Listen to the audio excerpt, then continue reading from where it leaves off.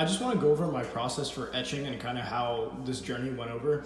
I had a wafer which had oxide on it, and I went to etch, and the etch really didn't turn out. I was doing tests on to see how long I had to keep it in the HF, but the problem was I was getting lifting of my vinyl.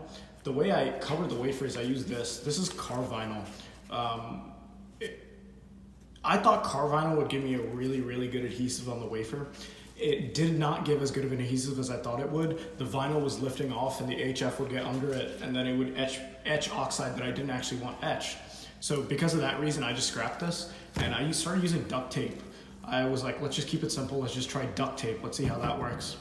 And duct tape worked really well, surprisingly well. I was not expecting it to work this well, but duct tape worked amazingly well. And so the first wafer that I tried with this did not turn out. It was getting lifted and it wasn't working out. I just did this one, which had duct tape on it. And as you can see on the left side, if I just shine the light to it, the left side has green on it. You can see it has a greenish tint, and the right side just looks like bare silicon, and there is a hard edge between them. Between the green and the part that's just bare silicon, there is a hard line. The HF did not get under the duct tape that was covering the left side of the wafer, and it created this hard edge. And it stayed for quite a while in the HF. This specific one took about 35 minutes. It took 35 minutes to etch this specifically. I left it in I had 2.3% HF. I left it in the 2.3% HF for 35 minutes. And then after I put it in water baths, I took it out and I cleaned it off, and I saw this and it worked perfectly. I have these PVDF tweezers that I use, they're HF resistant.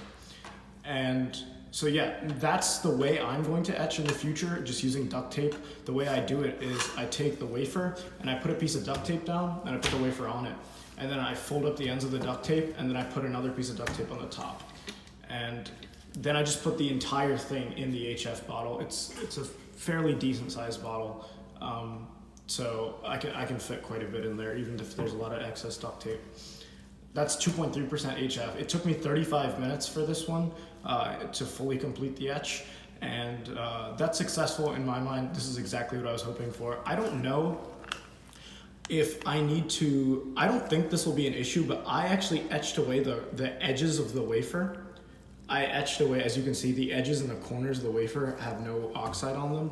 I don't think it'll be an issue in the future, but after I dope, there might be some issues with that. We'll just have to see. Other than that, I think this was pretty successful, and I'm gonna move on soon.